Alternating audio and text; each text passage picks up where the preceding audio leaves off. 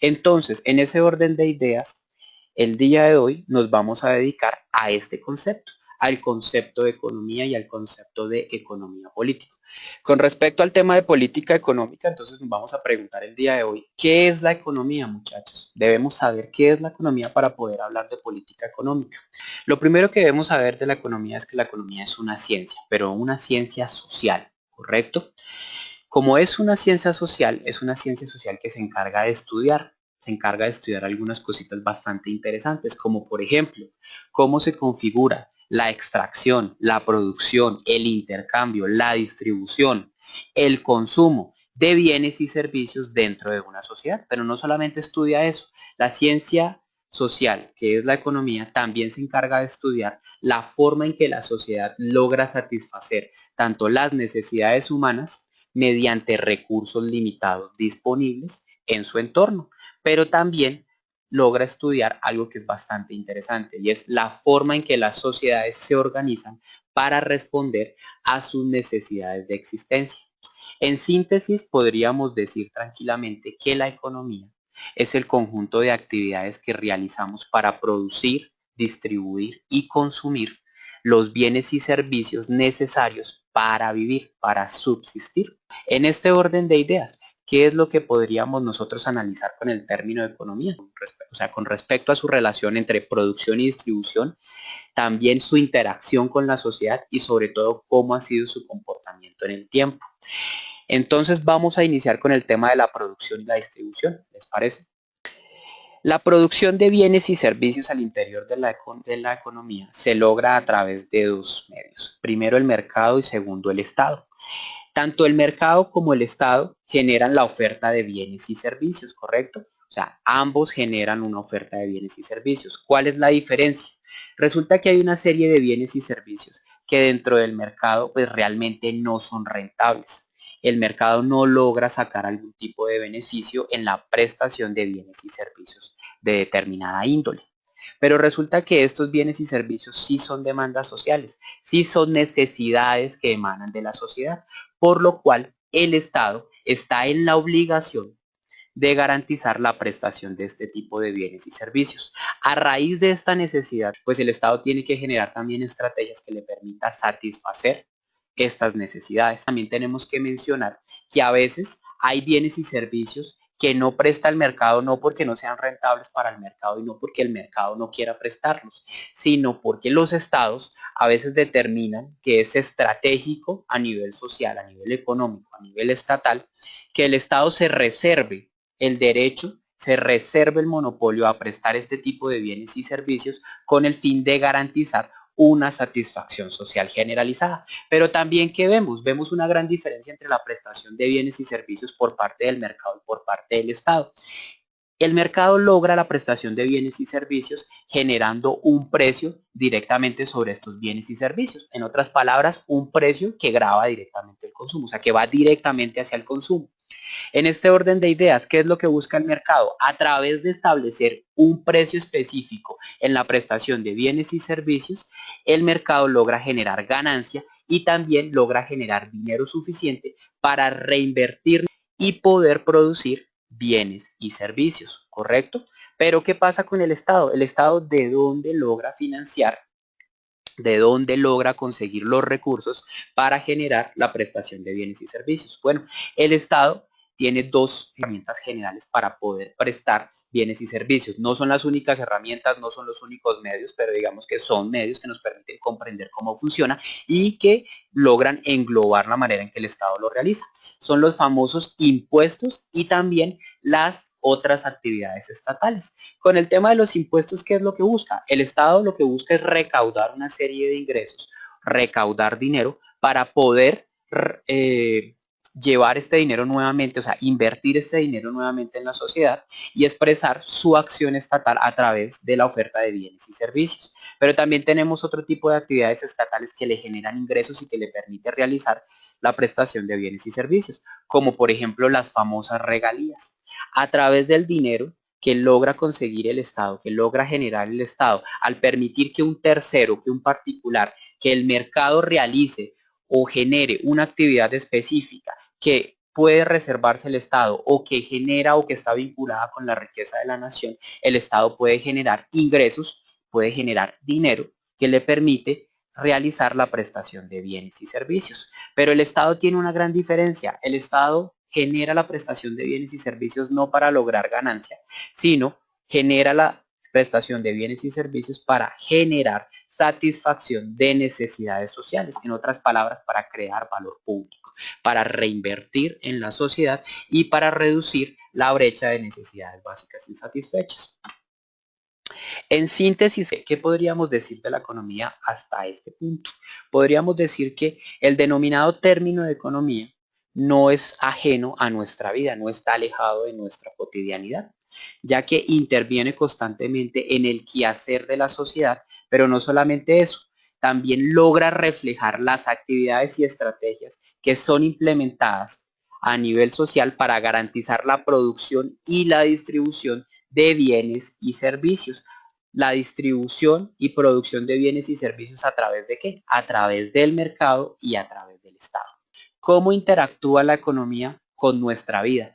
La acción o la interacción de nuestra vida con la economía es algo que se puede palpar fácilmente, es algo que nosotros podemos percibir sin ningún problema. Por ejemplo, supongamos que tenemos un nivel de desempleo bastante alto en el país.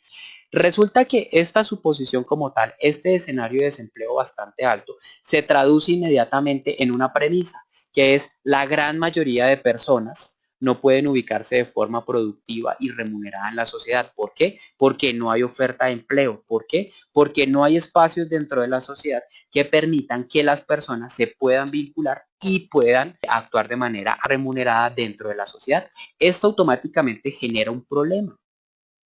Genera un problema, ¿por qué? Porque estas personas, como no logran vincularse de manera activa en la sociedad, porque no logran conseguir empleo, pues van a tener problemas para lograr satisfacer las necesidades de sus familias y para lograr satisfacer sus necesidades propias.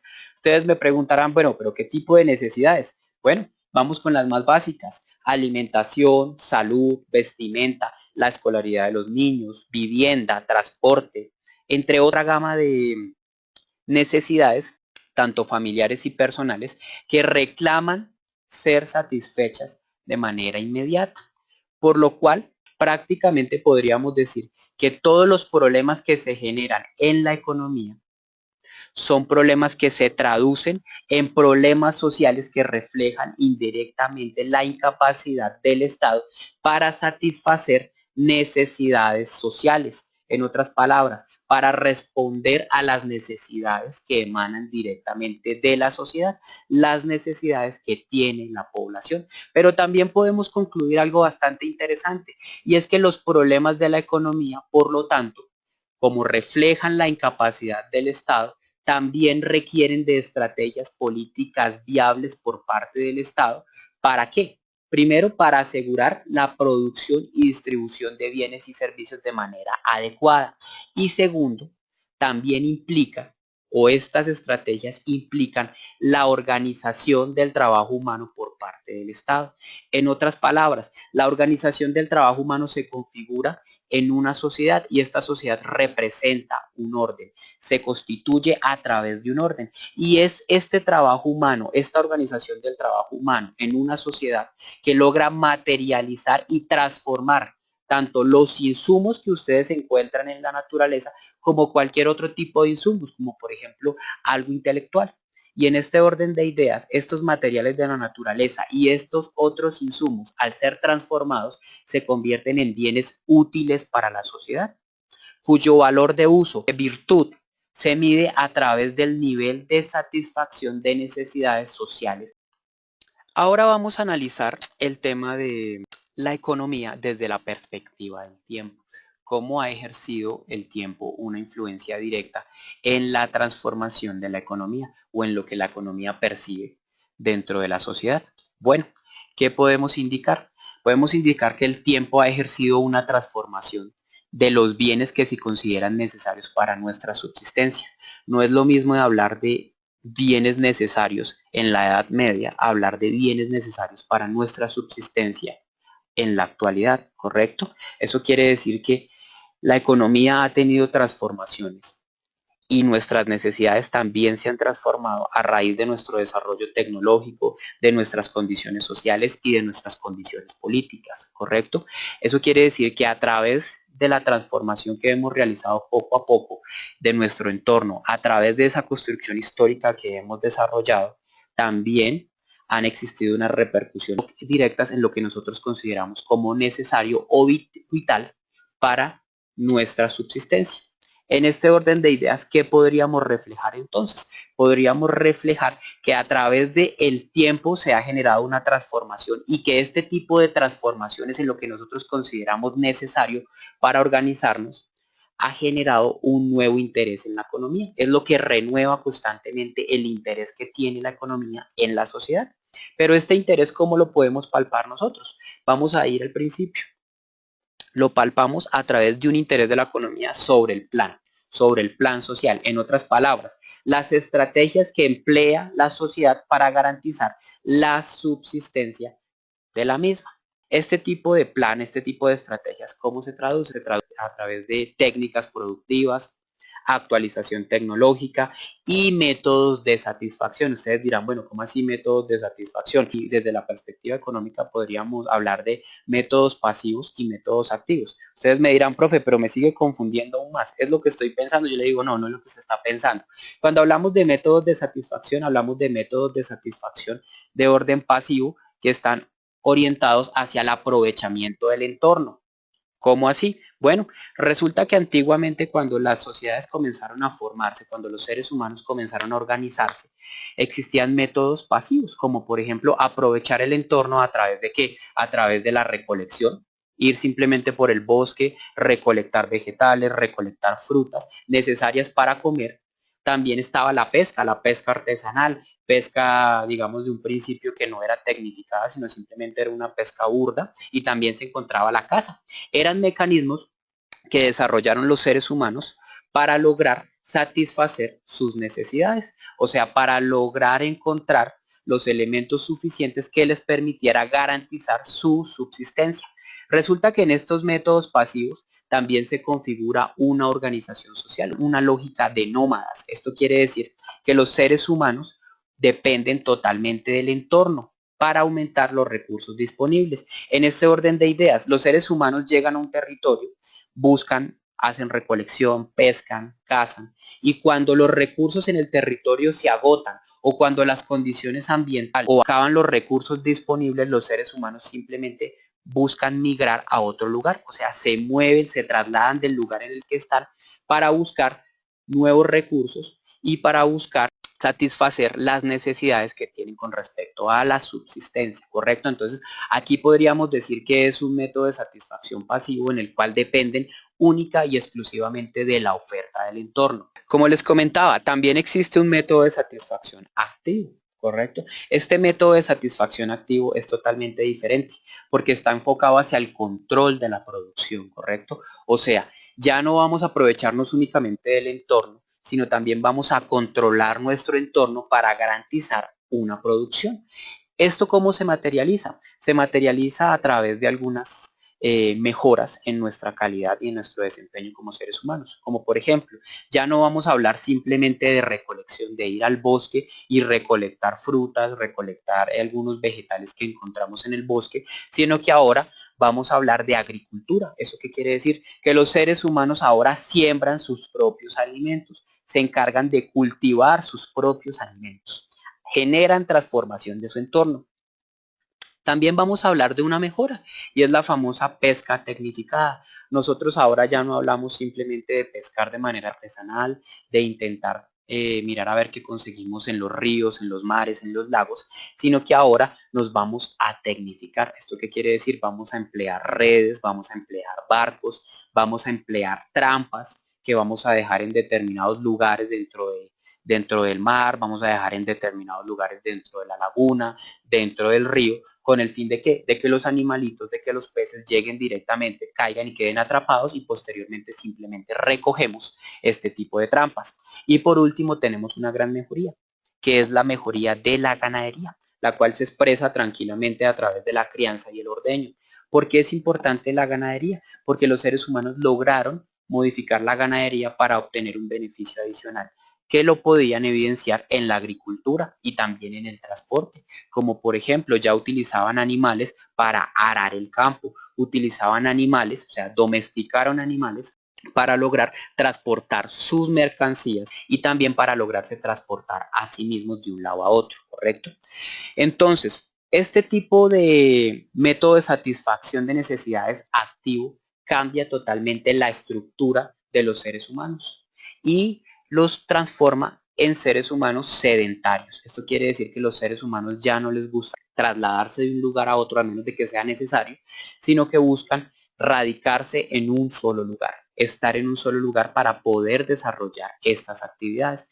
En otras palabras, ¿qué es lo que logran los seres humanos con este método de satisfacción activa de necesidades? Logran controlar su entorno y una vez controlan su entorno lo transforman para aumentar los recursos disponibles en el entorno, ¿correcto? O sea, se convierten en un actor activo, ya dejan de esperar qué es lo que le ofrece el entorno para exigirle y aprovechar al máximo el entorno en el que se encuentra.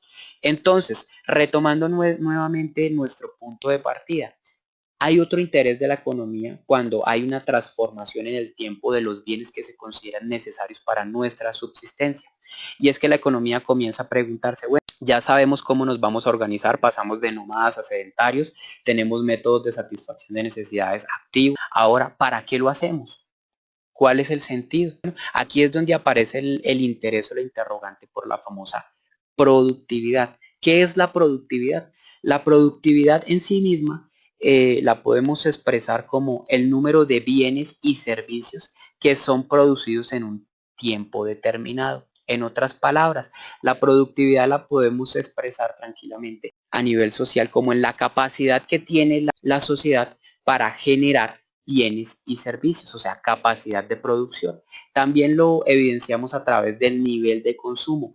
¿Cuál es el nivel de consumo, el nivel de demanda que tiene una sociedad para lograr satisfacer sus necesidades básicas? Pero también se expresa a través de algo que es muy importante y que va a cambiar todo el panorama social que nosotros conocíamos en ese momento, y es el famoso excedente de producción. ¿Por qué? Porque estos tres elementos repercuten directamente en la satisfacción de necesidades. Pero resulta que este elemento del excedente de producción, genera o evidencia una capacidad superior de producción, superior a las necesidades que tiene en ese momento las personas.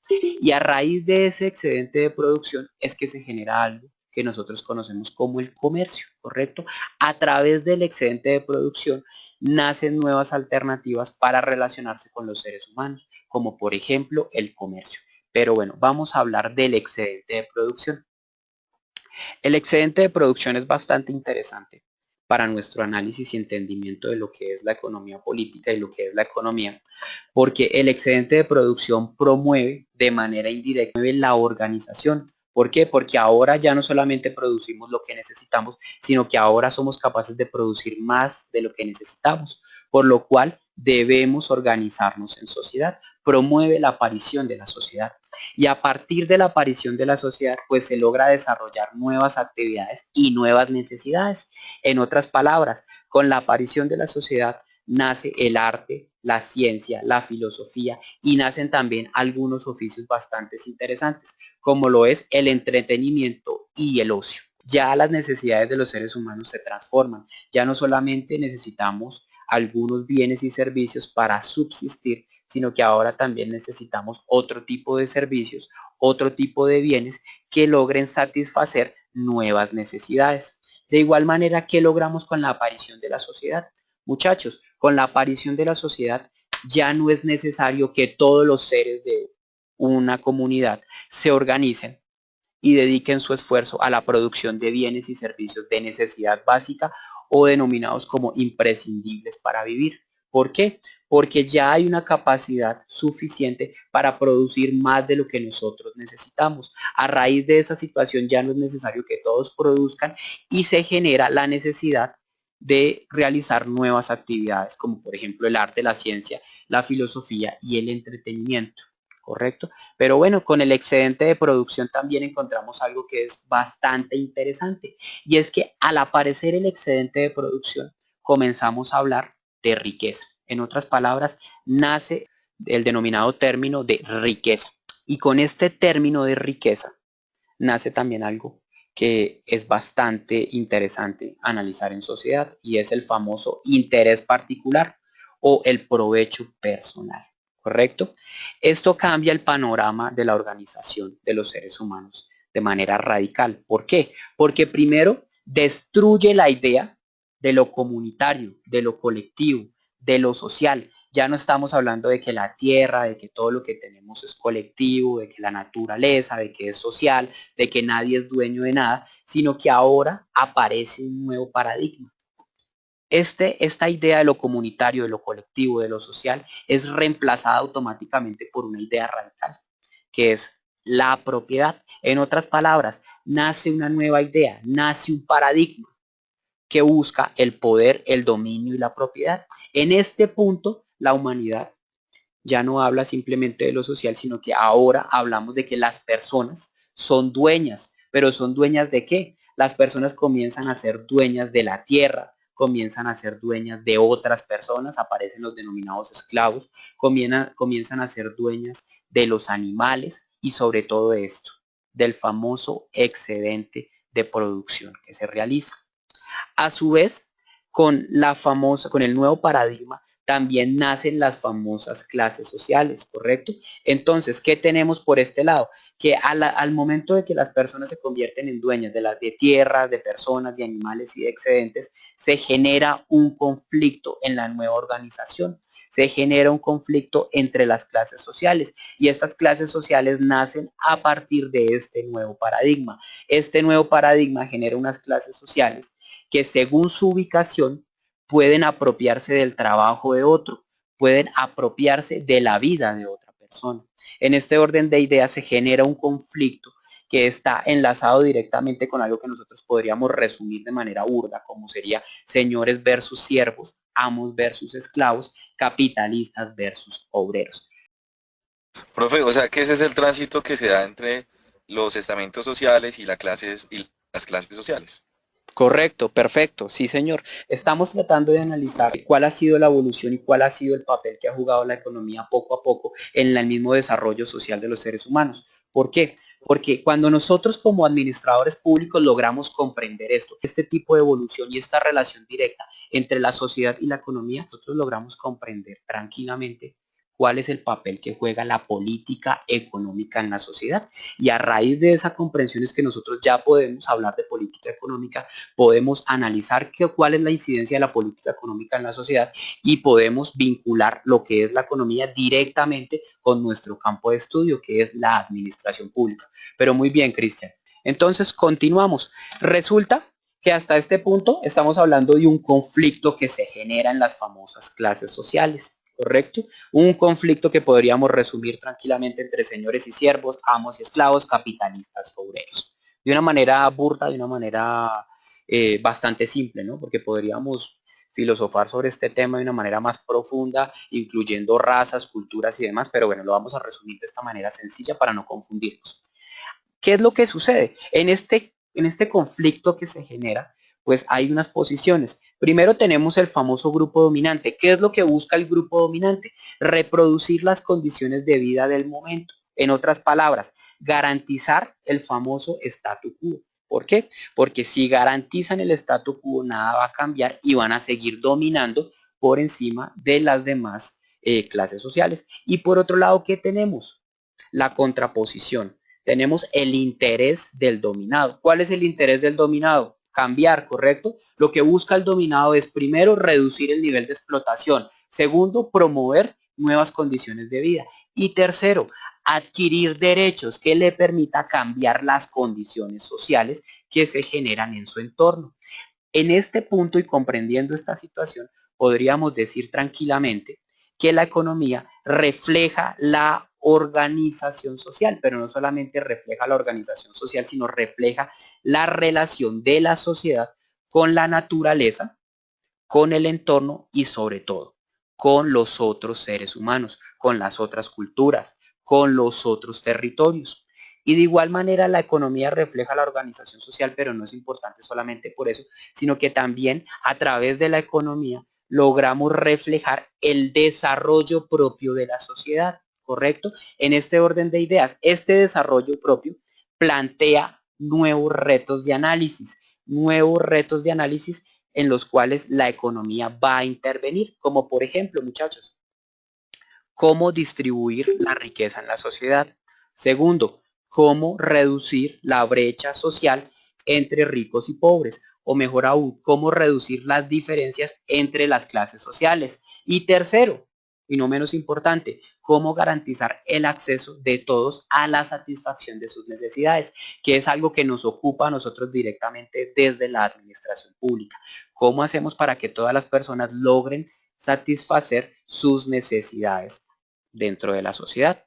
En este orden de ideas, estos nuevos retos generan el campo propicio para la aparición de esto que va a ser bastante interesante, que es la famosa economía política. Nótese que ya no estamos hablando única y exclusivamente de economía, ahora estamos hablando de economía política. Esto implica una acción por parte del Estado, esto implica una acción directa por parte de los gobernantes, ¿correcto?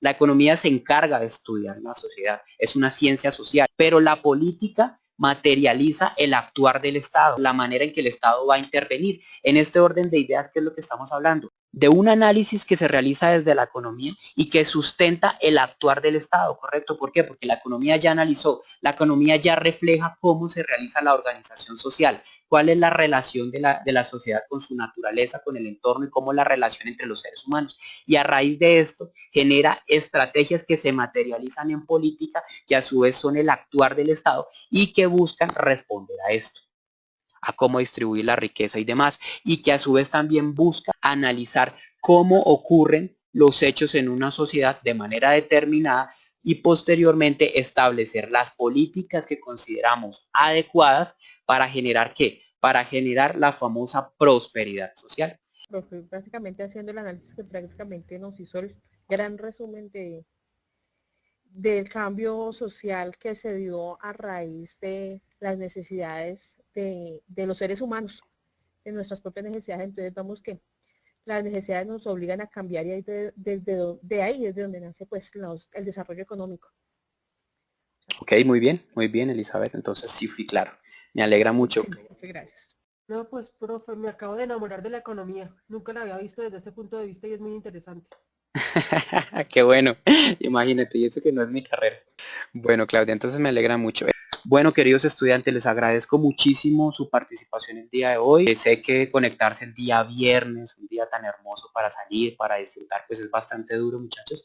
Pero bueno, aquí es donde noto la participación y noto la cualidad que tienen y el compromiso que tienen con la clase y de mantenerse aquí. Les deseo un fin de semana bastante productivo.